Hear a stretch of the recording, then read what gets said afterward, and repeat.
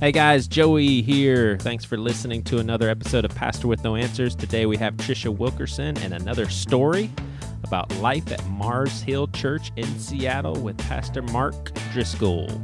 Thanks for listening.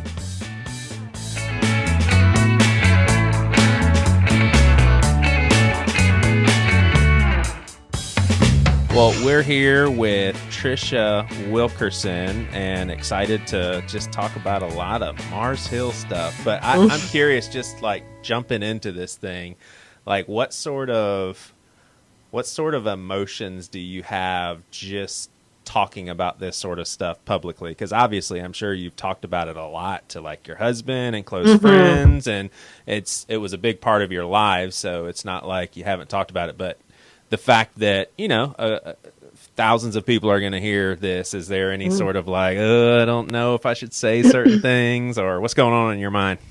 Well, two things. I think I feel free and excited to be able to share our story without any fear that was with me for so long. Yeah. Holding secrets, knowing the dark stuff, and not really feeling comfortable or given permission to share. Right. And so it's been this ongoing journey of that being uncovered in my heart, where I feel like I can talk more, and I feel like God gets at my heart through wanting to advocate for others. And so we lead a Mars Hill support group once a month for people to just come over and share in a safe space. And Dang, that's cool. I don't presume to have all the answers for them, but I do know how to help facilitate a safe environment so people can share their stories. And so I kind of feel like the Lord got at my heart that way, and wanting to advocate for others, and then, feeling increasing permission to talk about our story. But there's been a residual fear that, man, if I really speak to the dark parts, I'm going to hurt somebody. Right. And really feeling that hesitation because of relationship with Mark and Grace. Right. And feeling like, if I share publicly, that's really going to seal the deal on any hope for reconciliation someday. And we can get into more of some of the layers there at some point, but so you think you going publicly is kind of knowing what you know about those guys is closing the door on reconciliation? Yeah. Wow. Yeah.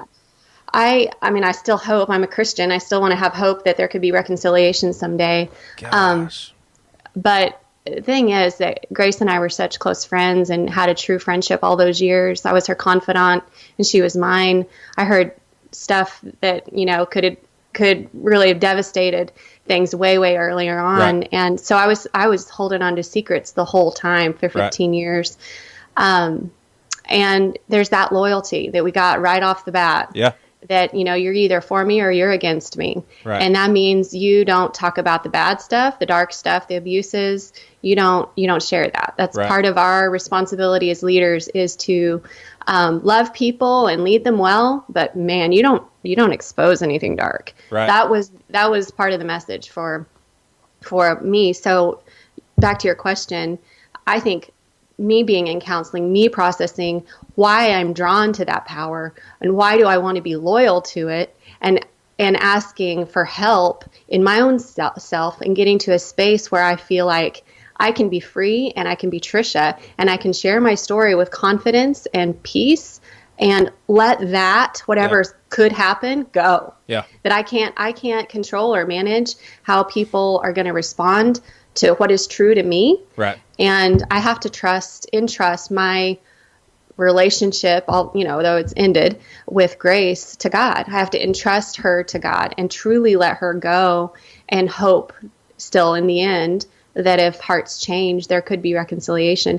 And I do feel accountable to God with that. Yeah. That me talking doesn't mean I'm giving up on relationship. Me talking is, I need to do what I need to do in my heart. Why? And I can trust God to do that with them. Yeah. Why? So obviously you guys find some importance with this whole subject matter, else you wouldn't be having like a recovery group at your house. What do you think it's important to do what you're doing right now? Like having people talk publicly, like, is this important for people to hear?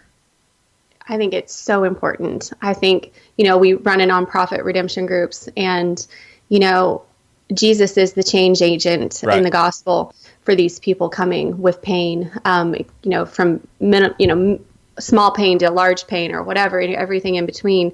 We do value and believe that Jesus is that.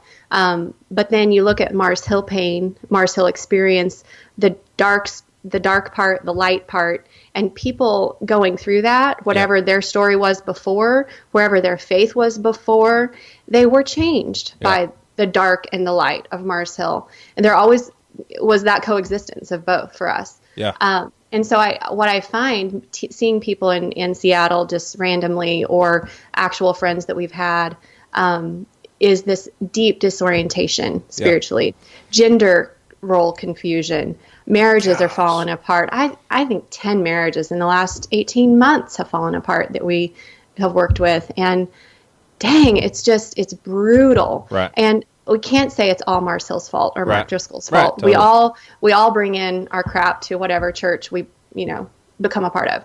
But there was so much that tempted the wrong directions if we were already headed in that direction, or in different patterns that I can see as a counselor. Man, it's helpful to give an opportunity to these people that are dearly loved and scared to trust anybody that has had leadership or authority over them. And so I lead the group. Mike's participant, and it's really awesome because it was in my heart. And before I knew it, I was leading this thing, and we're sitting in our living room, and he's just sitting on the couch, kind of twinkling at me, watching me lead. And again, a healing aspect from our experience at Mars Hill, where I was told when we came in early 2000, I was in a pastoral ministries degree program. Yeah. And I was told by leadership, Mars Hill was 100 people at this time.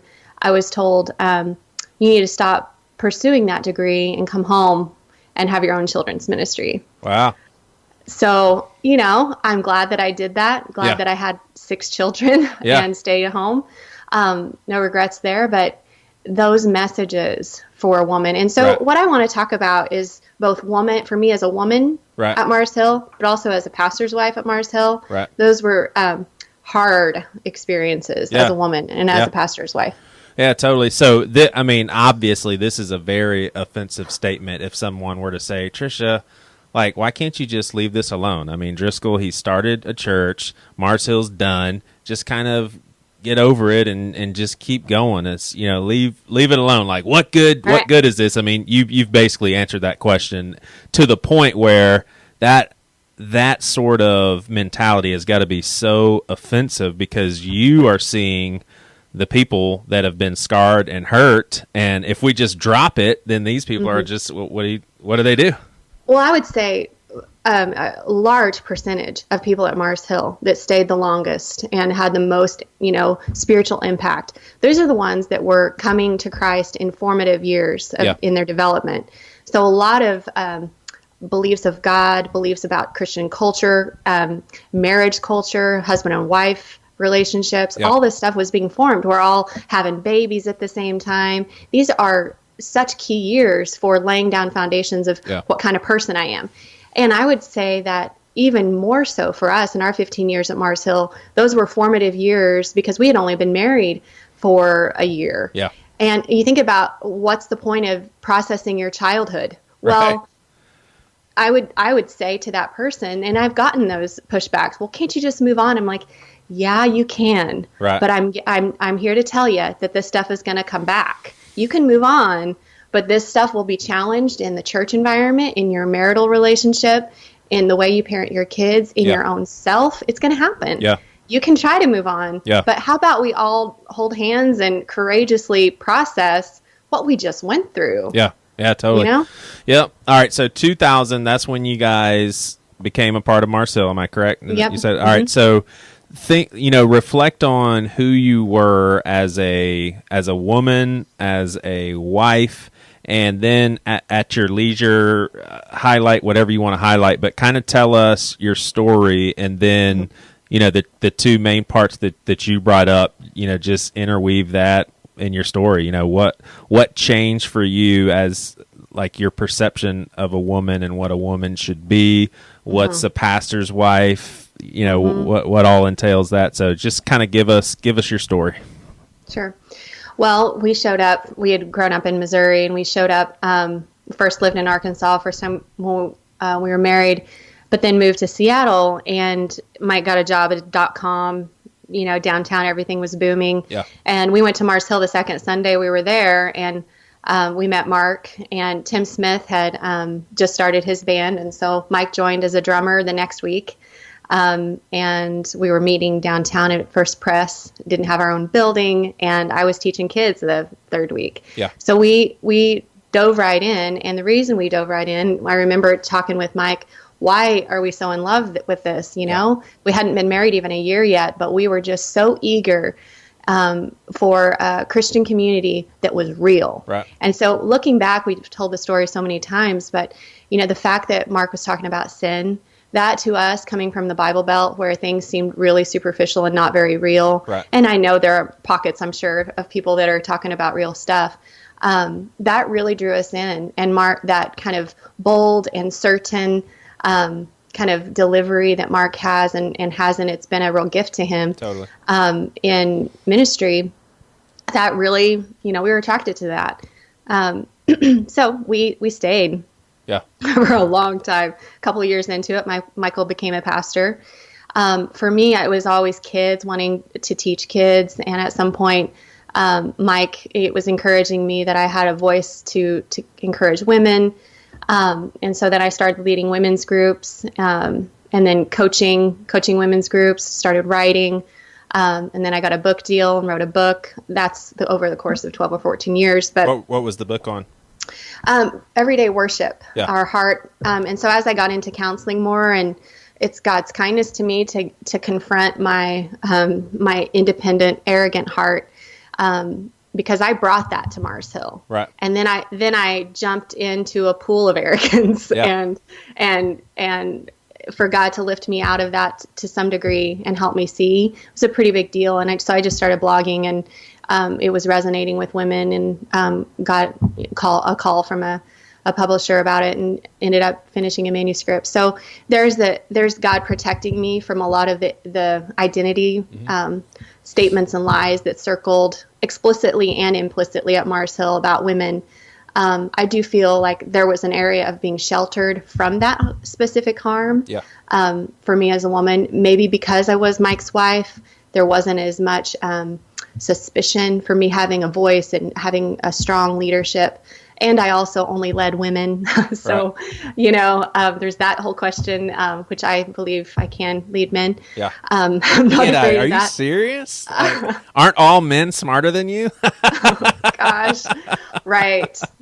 And so the headship piece was there, right. Like the submission and the headship. And as a elder's wife, now that gets really wonky. Right. Because now, real quick, early on, yeah. Was that like oh my gosh, I can't believe he's teaching this? Or were you more apt to receive that? Like, yeah, I mean, he just made a good point. He's reading from God's word, and, Mark Driscoll is very persuasive. So were you basically taking it all in and saying, yeah, I mean, he's right? Mm-hmm. Two things. I'm really drawn to power. Yeah. And because I love feeling powerful, and I know that there's dark and light in that in my soul. His confidence and he built his whole brand on confidence. Right. And it started clicking for me when he would just BS here and there behind the scenes. And I'm like, that confidence is what draws me. Yeah. But I can't let that confidence piece keep me from seeing the things I need to see as well about him. Gotcha. So early on, I feel like there was these questions. And as we started seeing dark stuff in the leadership and people being harmed, in came the secrets of, right. We don't talk about that. You don't gossip. So there, on one hand, there's this huge blanket, confrontation right. of gossip. But yet when you're in leadership, it's okay to gossip. Yeah. It was backwards. Gotcha. So I saw Mark being confident, and Mike has influenced me over the last few years. He's much more philosophical and theological, and I'm more experiential, and I can read half of the book and I got the point, and now I'm going to influence others with it. Right. Well, he read a book called The Sin of Certainty, and that has been a tremendous and impactful Peter idea. Enns, right? Yeah, Peter Enns. He's Uncle Peter in our household. Nice. So I think that just the thought of we were drawn because there's such the product of certainty was there that we could receive and buy into, certain on everything. And who doesn't want to know that they're on a team that is certain that they're the right team? So the arrogance that would wave in and out of that, it just set me up to want to stay on the winning team. Yeah. And so if anything felt harmful or wrong, there was almost this like, everything's broken. Yeah. I was trained and was part of, complicit in perpetuating that kind of power. Right. The unrepentant power, the kind of power that BS's your way through stuff. Yeah. And just wants to impress people and all of that. So, but on the other hand, was thankful for Mark. And we experienced him as genuinely loving and generous relationally with us, with my kids. And Grace, like I said, she was one of my closest friends the whole time. Right. We spent a lot of time with them and their family. And so we saw their character. We saw their love for their kids and for other people, their pastoral ministry. And then there was this whole dark side where, I was learning and feeling helped by him, but on Sunday mornings being really conflicted to trust him because that previous week he had just called my husband all sorts of names in a meeting, and my husband was dealing with that. And I was feeling panicked because how is he going to treat him the next time? Right. And then on Sunday morning, I'm supposed to feel really thankful and led spiritually and believe it. And that sucked. Yeah. It sucked to have that experience all the time. Totally. And I know we're jumping all over the place and I'm fine with that, but I mean, that's got to be so bizarre. If I'm hearing you correctly, you probably have zero contact with Grace, correct? I mean, zero. No. And that's y'all were best friends. I mean, like, do you now doubt your friendship? Like if it is that methodical and operational that because of what happened to Mars Hill, you can't even talk to her. I mean, was that a friendship? Oh, I know. I've asked that question so much. But like I feel compelled from a pastor's perspective to say, I'm sorry you went through that. Like as a friend, Yeah. Thank you. I miss her. Yeah. It's really strange to get a text from her that she's going to get all my kids do all my Christmas shopping for me. And then Mark and Mike meet for one of their last meetings. And once it's discovered that Mike is kind of near the end, I don't get a text back. And that was it. Jeez. So that's the way it worked, though. You know, trust. If anything is exposed that you were going to question or distrust, you're done. You're out. You're out, and you no longer have the protection. Yeah. You've probably heard the bubble of protection over Mars Hill. Right. Yeah. Yeah. That's not true. Yeah. Gotcha.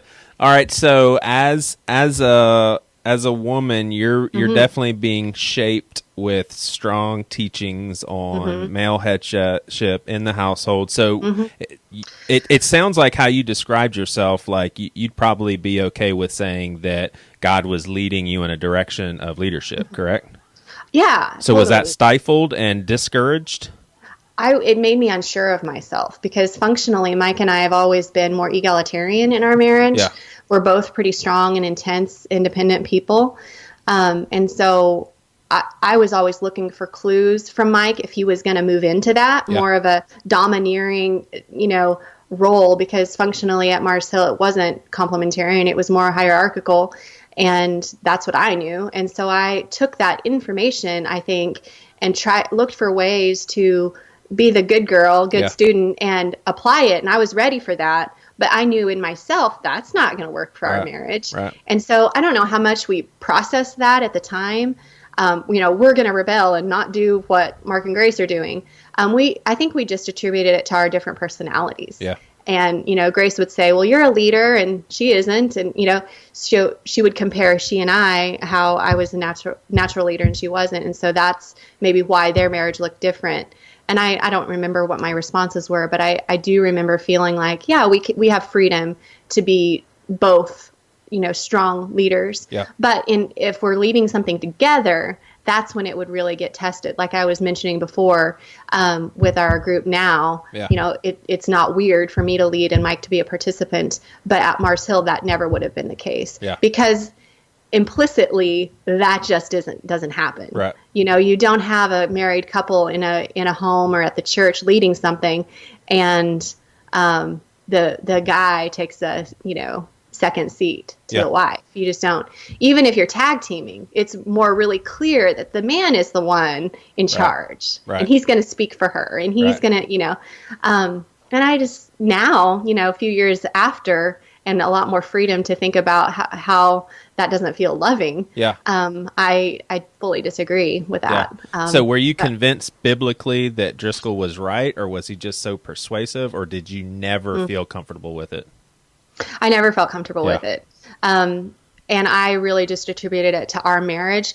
I didn't do diligence scripturally at the time to see if this needs, other marriages need kind of awaken to that as well.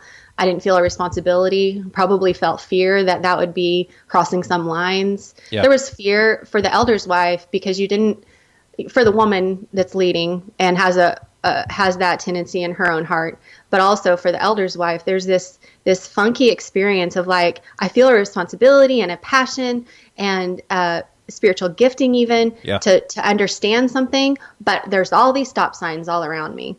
You don't really feel, because it's not an office. It's not a, you don't wear some crown that says, therefore I'm elder's wife. I get to do stuff. It's more of, does she have a specific gifting or talent or something, whatever. Yeah. But I didn't do the work biblically in research because I think it would have been perceived as rebellious. Right. We're always getting in trouble if you did. If Mike read Peter Enns while he was at Mars Hill, he would have been fired. Right. Yeah, totally. So, now is that because it was seen as like heresy, or because it wasn't a Driscoll book? No, probably not the Driscoll book, but the very specific tribe in which we're part of, and this responsibility and loyalty to a tribe. Yeah. And that to me kind of reeks of cult-like stuff. Yeah. When you're really there are very explicit boundaries around where you can think and where you can learn, and even friends that you can have outside of that. Yeah. It's just, yeah. So was there ever a point when you and Mike were holding, it's Mike, right? I don't want when you guys were holding, some pretty significant authority, leadership, whatever you want to call it. And you were pretty much like, I'm not buying this. So here you are positioned as a leader at Mars Hill, and in your head, this stuff doesn't jive with me. Yeah. Well, this is getting into Mike's story a bit, but he confronted Mark in an elders meeting like 2007. Yeah. And said, you're angry and you're doing this reorg out of anger. And you just challenged him in an elders meeting. And he got in trouble for that. He got put on probation for doing that. And it felt terrible. It felt mean-spirited. It felt retaliating. It felt revengeful that Mark would be so offended by that disrespect. Because they're friends, correct?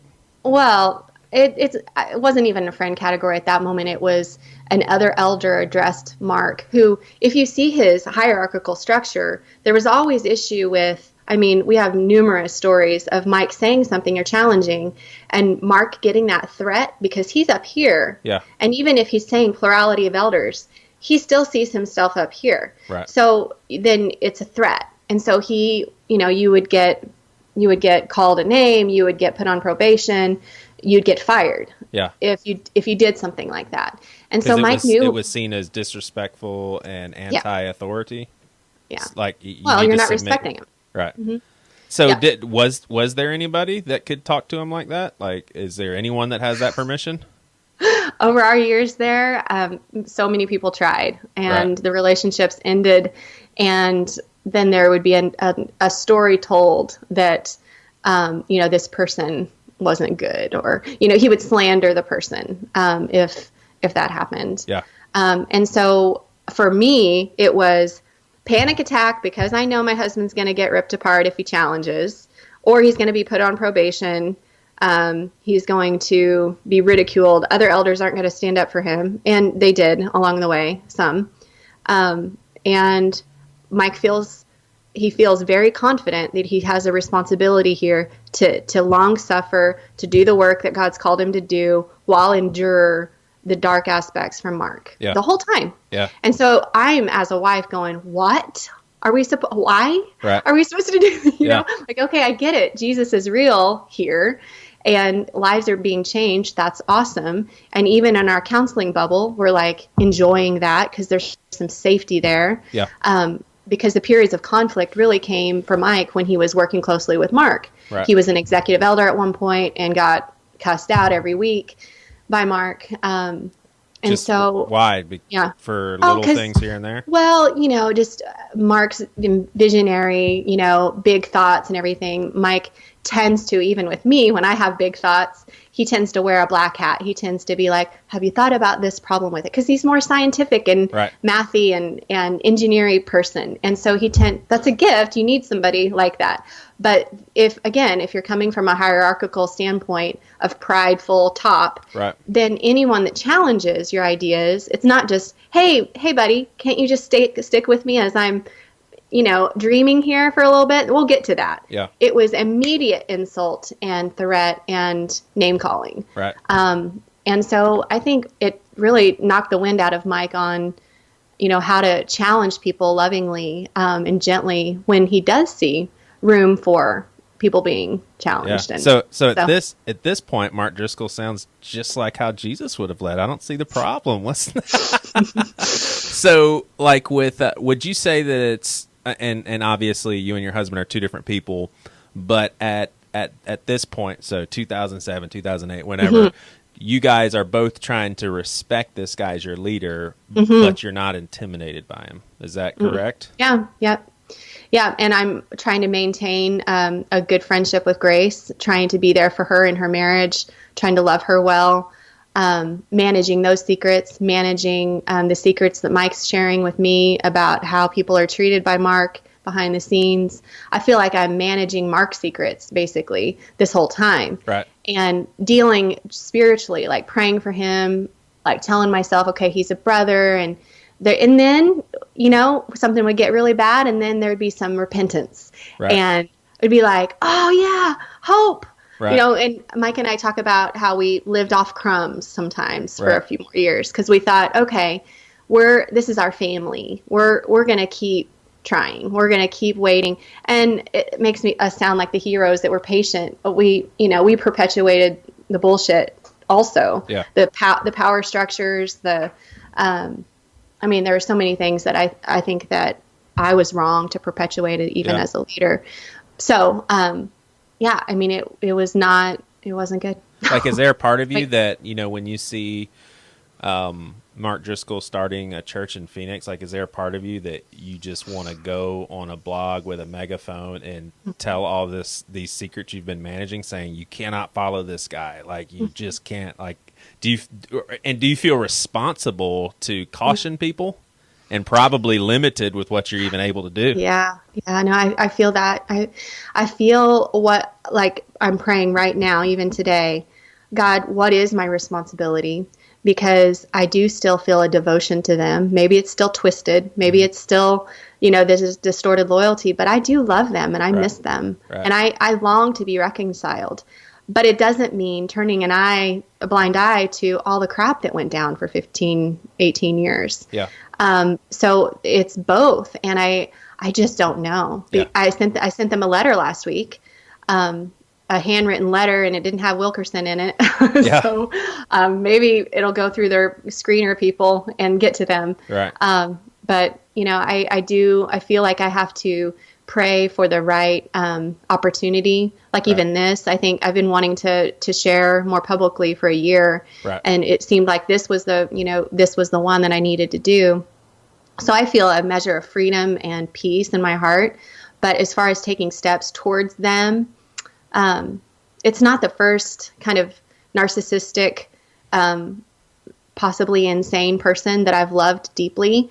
And understood how long it takes to see and to have those scales fall from the eyes. It So it's not over, because we still have stuff to deal with them over someday. Yeah. And maybe when we're really old, we'll get to visit and reconcile.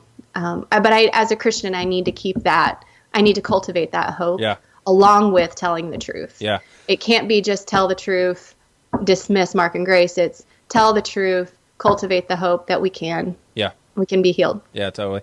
So this is a question I was going to ask later on, and I also want to say, put this out there. Anytime you're just like, yeah, I don't even want to respond to that, feel free. Just say, don't want to respond.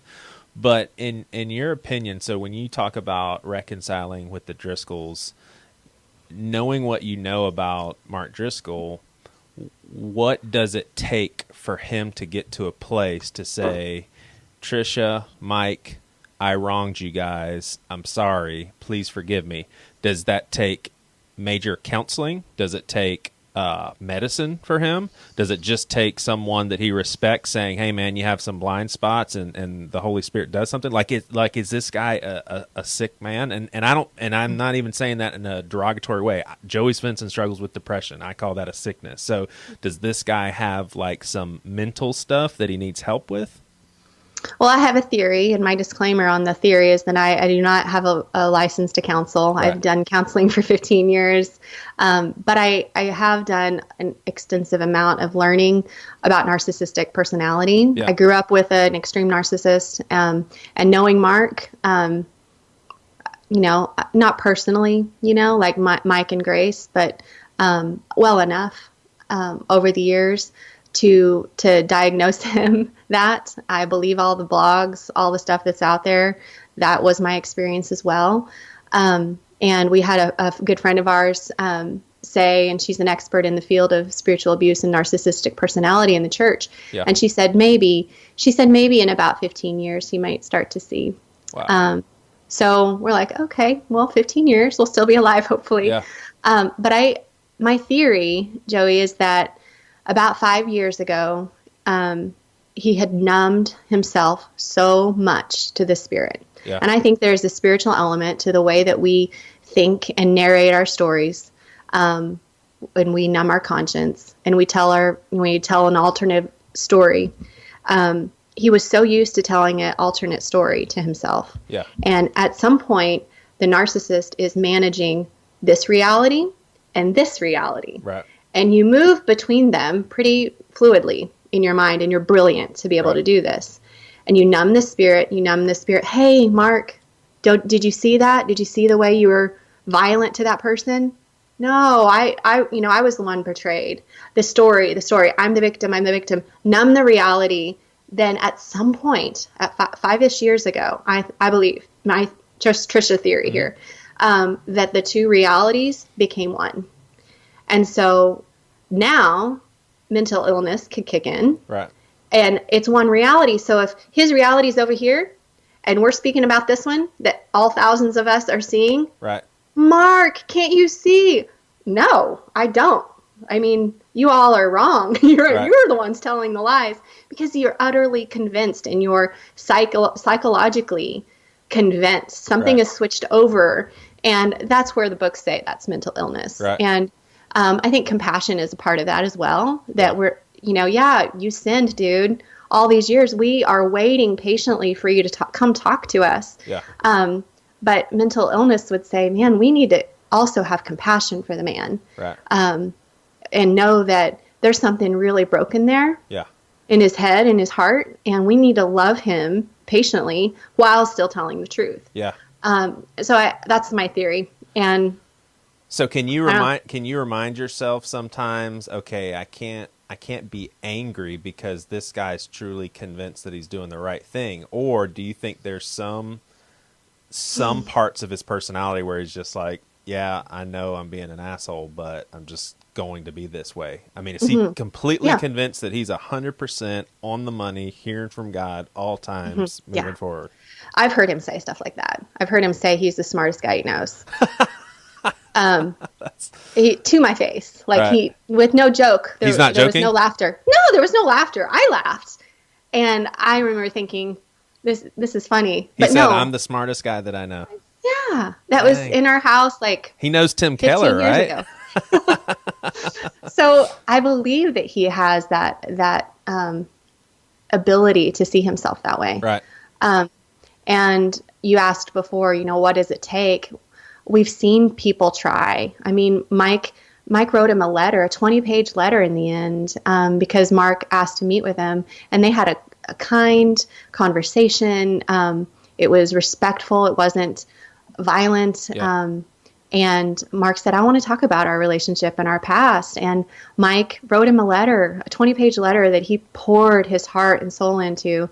And something had just happened with plagiarism, I think, that day when they met again. And like one of the first plagues, so to speak, that happened before the downfall of everything. Yeah. And Mark was feeling pretty shaken up. And so he didn't read the letter then, but Mike physically gave it to him. And then a few weeks later, Mike was called and said, Mark's not going to read your letter. And in that letter, Mike shared a lot of gratitude to Mark and all the kind words. I mean, it was amazing. Who told your husband that? Who told Mike that he's not going to read it? One of the board members. Wow. I mean, am I off to say that right there should clue people in? This guy has a problem, and I say that compassionately. He's not willing to read a letter unless he has over spiritualized spiritual warfare, and he's saying, if I read this, then I'm taking in stuff that I don't need to be taking in. So, like, I rebuke that in the name of Jesus. I'm not even going to read it. I don't know, Joey. Some of our friends that know Mark like we do, you have a 20-page letter in your hand physically about you. I mean, I would have read it before I got in the car, Right. and I'm not even, how could he have not read it? Right. But I get it too, if he's processing a lot and, it feels like too much, you're overwhelmed. You'd want to wait on any other emotional content. I get that. But, and not to make it all about the letter, but that was an example of an attempt at trying to see, trying to help him see the violence, the abuse, the bullying, the stuff that was going on, especially within leadership. The church family could feel it at times. Those discerning ones, or they'd been around a long time, could feel it trickle down.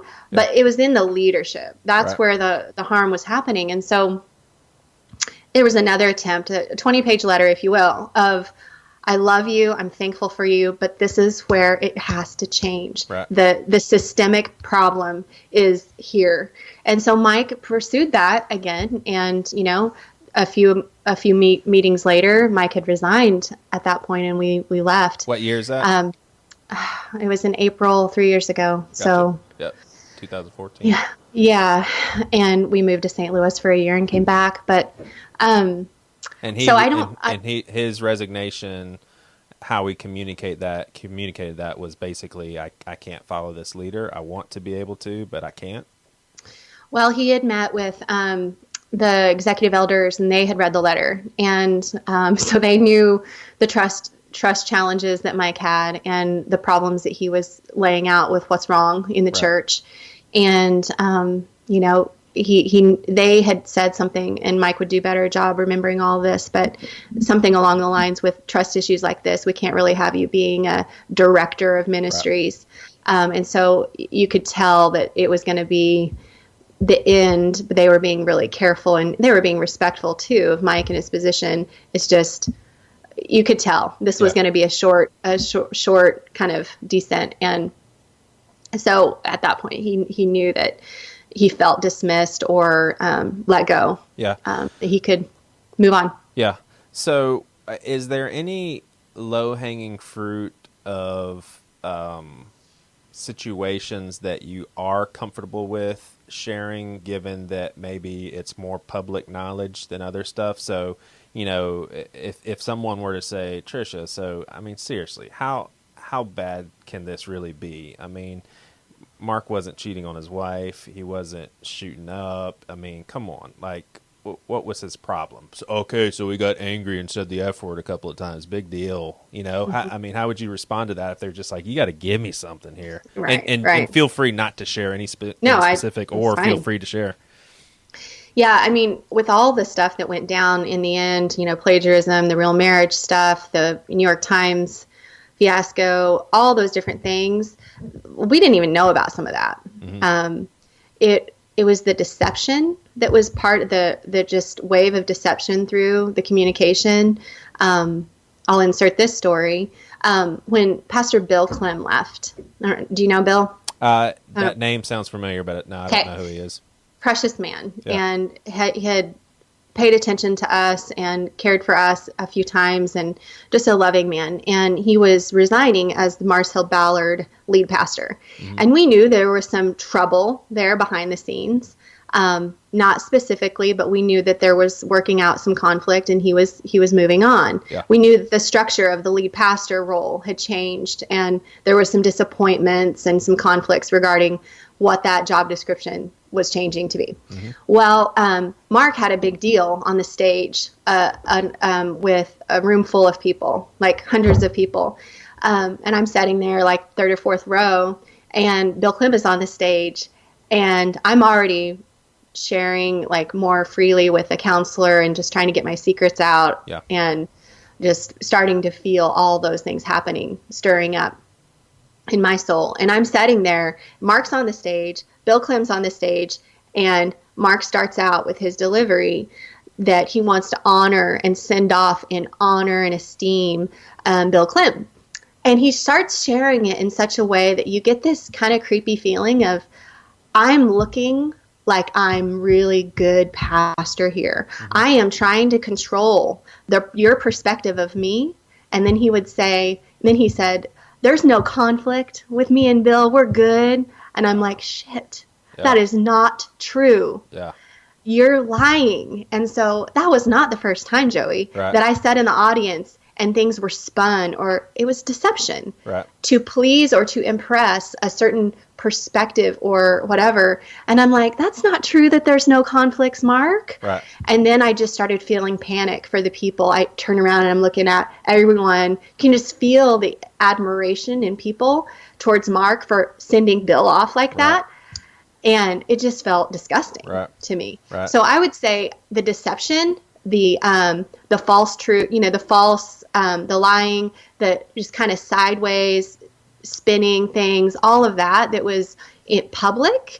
But then there's the private harm, the spiritual abuse, the pressures, the slander, all the character stuff, calling people names like right behind their back, stuff, name calling for sure. I know that's not a huge deal, but when it matches all the other character things that were so concerning to us, and then lying to the people, and they didn't know they're being lied to. That's where I was done. That night with Bill Clem, I told Michael, I said, I'm done. I will stay as long as you feel called to stay, but in my heart, I'm done. I can't follow this anymore. It's the deception. I can't do it because I'm looking at these people believing it, and I feel panicked for them that any of them would ever get in leadership here. And I'm powerless. I can't do anything about it. So in my own conscience, I can't stay. So I don't remember how often I went to church after that point. But I felt done. So that's a story for me of the deception that was handed out to the church body, and they didn't know. How did the culture at Mars Hill disrespect you, and maybe that's a poor choice of word, I don't know, but disrespect you as a woman? I did not feel nurtured as a woman with my gifts. There was this, there's the implicit teaching and the explicit teaching. There was no explicit teaching that a woman can't be strong and use her voice or passionate or lead things, but implicitly, you could feel it. This is a man-centric church. You could feel it. Everything is about men. And I think that's not just Mars Hill, it's America, and it's Christianity. I mean, so I don't want to have a chip on my shoulder. But as a woman, I did not feel nurtured in my gifts. I mean, go back all the way to you should stop your pastoral ministries degree and come home and have your own children's ministry. So I felt that call in my life at 19 to be a pastor. And you feel like you were robbed? Somewhat, only in the formal sense and the kind of credibility sense.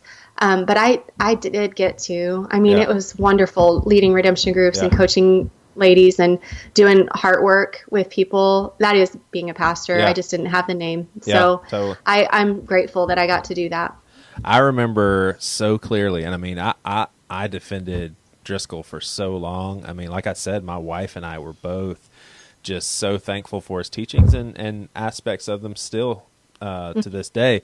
But I remember him saying this, and I was just like, yeah, that is so awesome. He's just like, people are saying that and I know these weren't exact words, but something along the lines of people are criticizing me as being chauvinistic and, not respecting women and blah, blah, blah, blah. And he said, I'm not even going to answer this stuff. He said, because I'm too busy loving my wife. And everybody just was like clapping and everything like that. Like how does that sort of sentiment sit with you? Gross. Yeah. Now why? Because it's gross because he would always do that to be the example, using his right ways as the example. I still have twitches when people tell stories of their own lives as the example, Right. It Right. just, I have, I'm with you. I have issues with that. And he did that so much that it set up so many people I counseled with that were struggling in their marriage because their husband wasn't like Mark Right. or their wife wasn't like Grace. And, it's set up a culture to idolize Mark's way of being a husband and a father and Grace's way of being a mother and a wife. Yeah. Such should and pressure and, just a setup for failure for people. They're never going to be someone else. Yeah. And if you keep doing examples from your own life, dang, it's just not. So your story makes me think of the pattern of he's got to take the higher road and look awesome, Right. Yeah, I mean, even and I don't mind speaking for Matt and Toby on this. Friends of mine that were involved at Mars Hill because they're super open with their thoughts, their respect for Driscoll as well as frustrations and that sort of thing. But I mean, they told me they're just like, dude, those clips of him and Grace talking about marriage and his puppy dog eyes and just the look of just being so enthralled with his wife and Goo Goo and all that, there's just like, dude, that is total BS show. He is not like that. He is a very aggressive, we're going to kick ass sort of person. And he's not. And I was like, yeah, but what if he's like that with his wife? They're like, he's not like that. I mean, they were just like, this is not the real Driscoll. I mean, is that fair? What they said? I think that's fair. I think I experienced him being so image conscious to the point of controlling people's perspective and image so much that you always have to appear a certain way that I don't think it's honest. Yeah. Yeah. So. Yeah. Yeah. What are some of the main things that you feel coming out of the Mars Hill culture that you've had to relearn and retrain your way of thinking as a woman or just as a person in general, Christian? Thank you. I noticed early on that a lot of people coming out of Mars Hill, even leaders, were grace junkies. Yeah. Because Mark Driscoll's wife or no, the concept? Grace of God. Okay, gotcha. Everybody's reading about grace, talking about grace, right. And wow, and you think, wow, it was all about Jesus, and didn't we understand what grace was?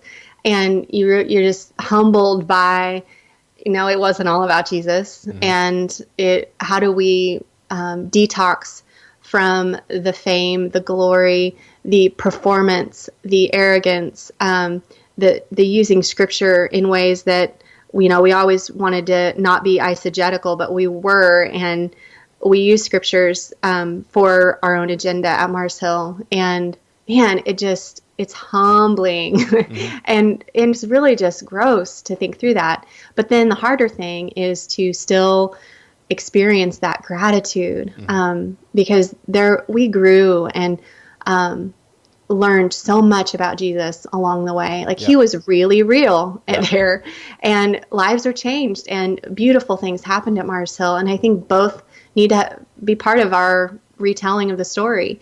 And thankful for Mark. I made him cakes and pies anytime they're They had a new book out. I was taking a cake over there. I mean, celebrating. Even if I didn't really care for the book, I was being a good friend. Right. And so there was always the good and the bad. Yeah. But I think gender stuff right now, gender roles, how does a husband and wife function in a marriage? Right. A lot of the sexual teaching. Again, I feel grateful that Mike and I early on were like, yeah, that's not us. Right. We don't feel like we need to, imitate whatever's being talked about, what the Driscoll marriage looks like. And I just felt like we were confident enough in our own relationship that we didn't need to do that. Yeah. And God protected us. Yeah. But a lot of people are affected by that and felt immense shame for not performing in the way that was told that they should perform sexually in marriage. And so shame and fear and divorce have been part of the post-Mars Hill response in marriages. Lots of divorces, lots of affairs, lots of leaving Jesus. Yeah. So gender stuff's huge. Sexuality stuff's huge. Women teaching in the church. One of the first things Mike did when we left was to ask one of our sweet friends, Amanda, to preach the Redemption Group main stage because women weren't allowed to preach a main stage, main session, because men would be in the audience. And I just so glad that I'm not part of that culture anymore. Yeah. Yeah. Women have good things to say. Right. Totally. And men can learn from sisters, from friends.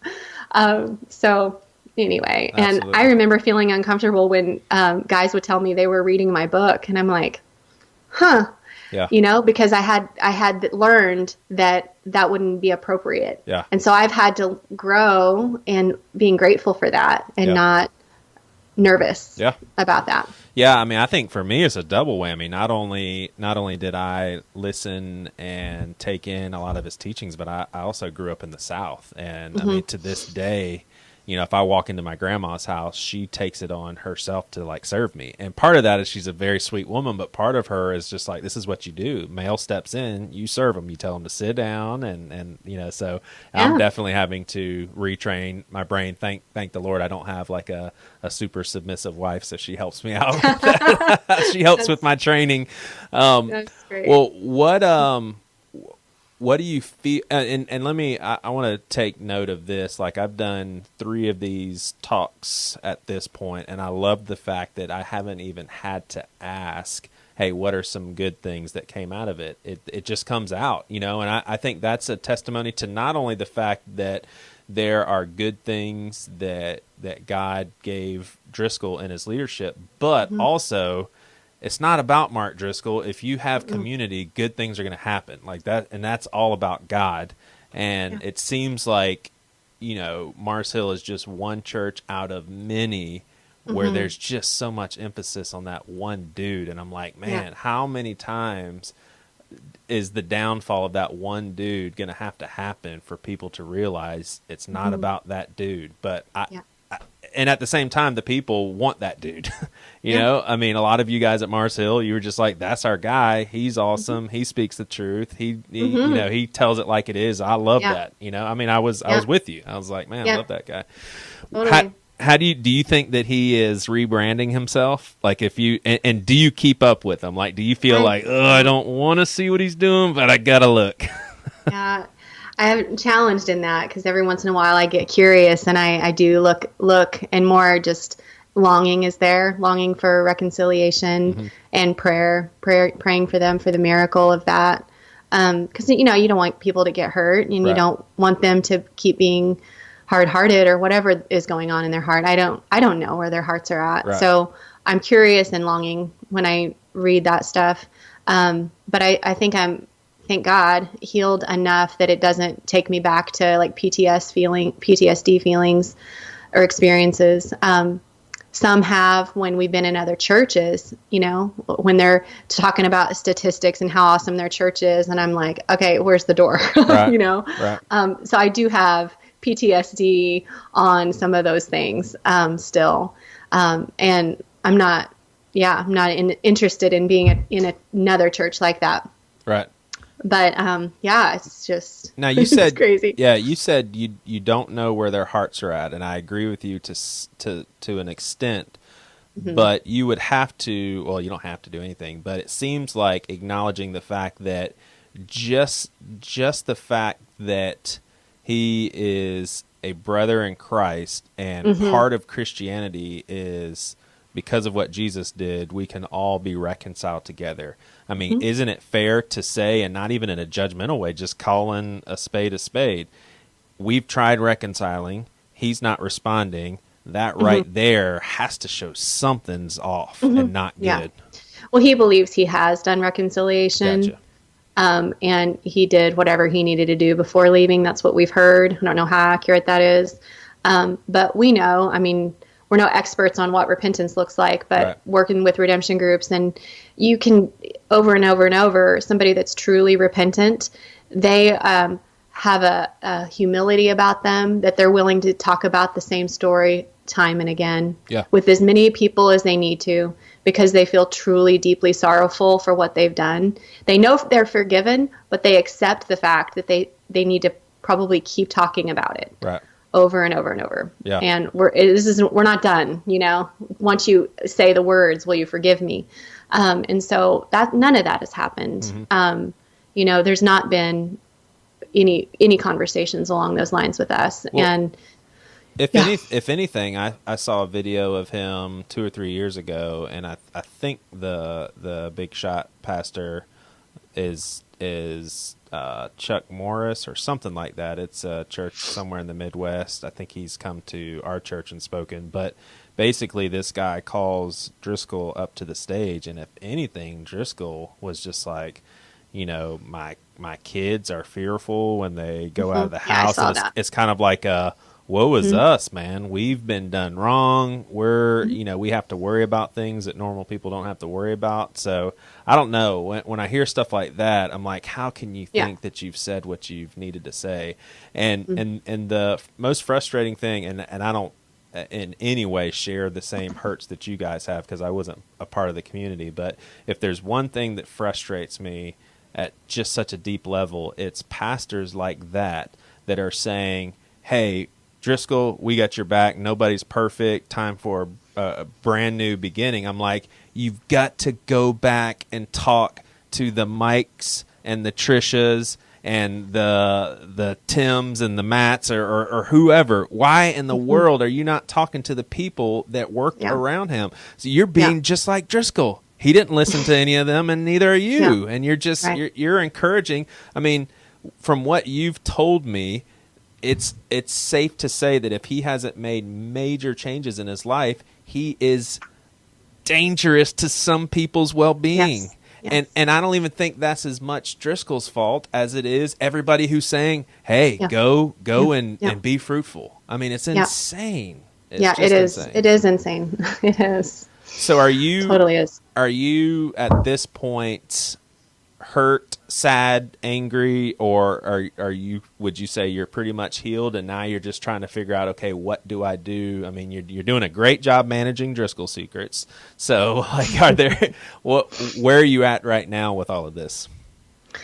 I feel empowered to empower others to share their story. I feel excited to talk with you. There's a measure of freedom that I have felt in the last few months to talk. Yeah. And put at risk that relationship that Yeah. I was, feeling was the thing that was keeping me silent. Right. I was silenced for so long Right. at Mars Hill that I don't want to just blast through in the name of no more being silent, Right.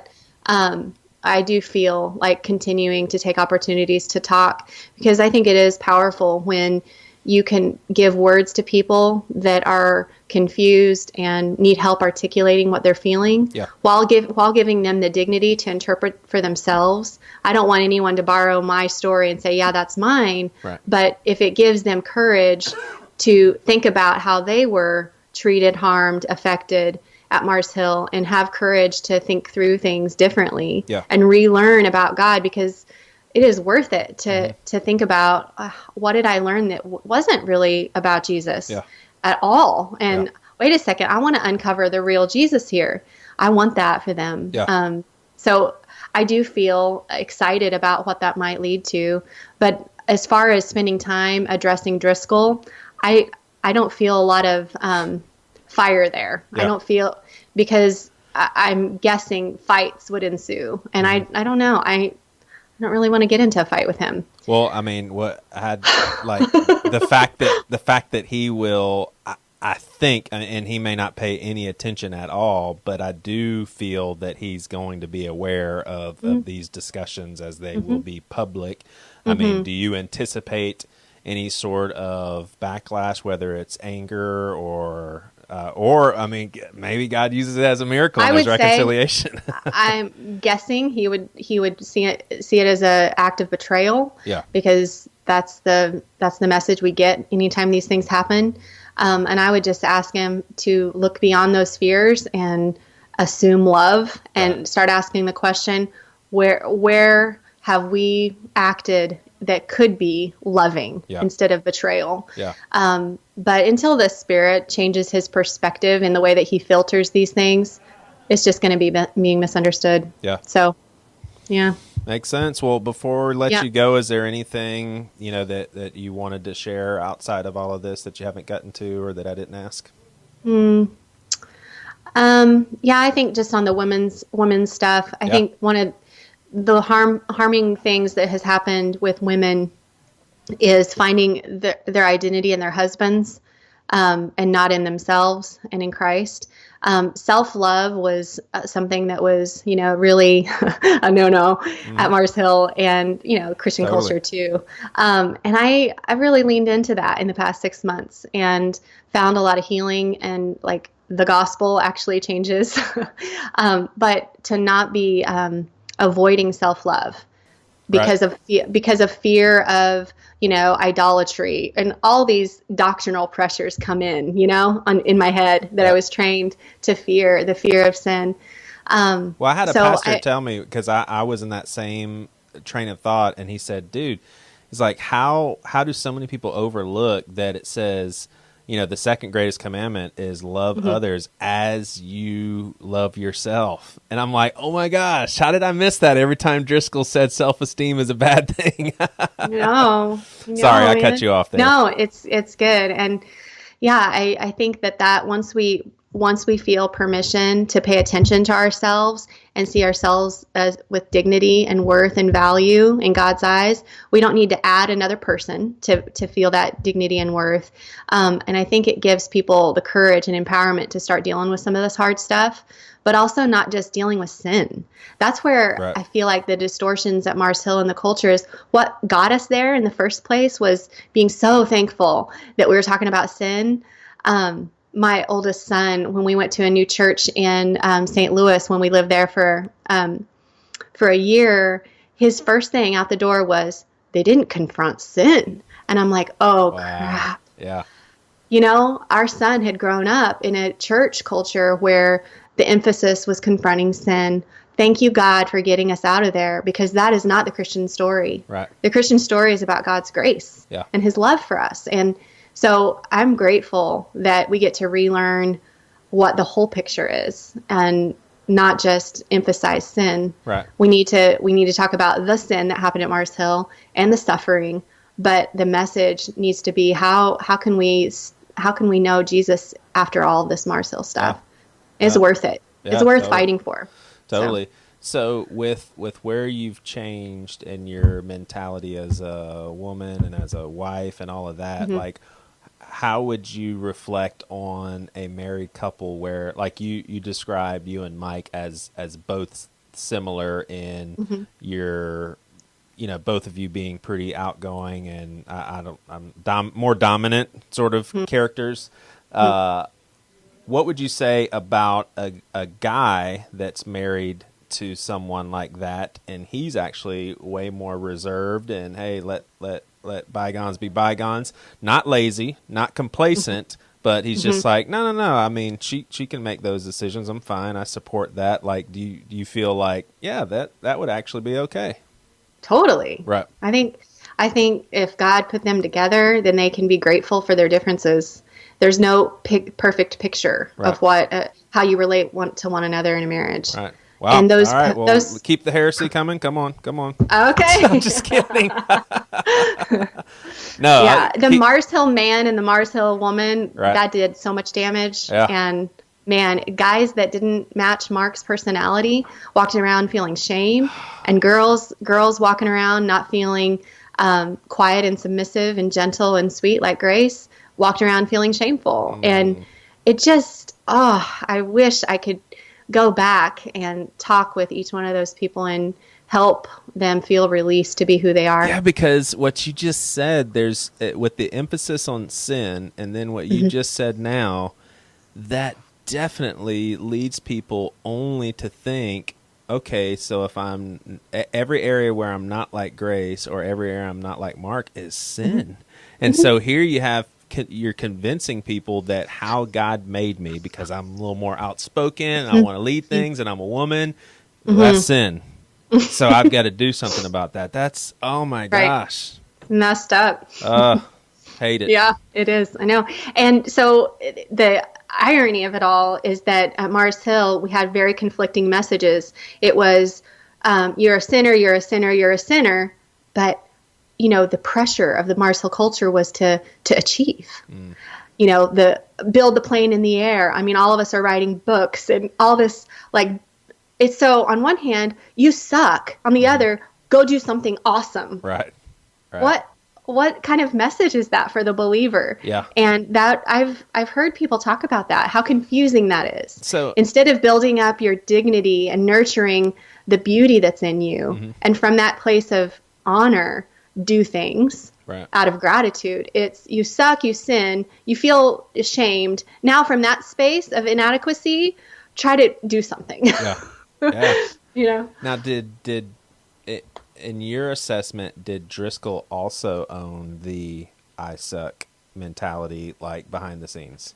No. No. Not when you think you're the smartest person you've ever known. My gosh. Wow. All right. So what are you guys up to now? Like, are y'all a part of a church? Are you still writing books or what? Mike has a few books in his head that he'd love time and opportunity to do, but he's the story of my friendship with Mark Driscoll. He can share with you or Matt about those ideas.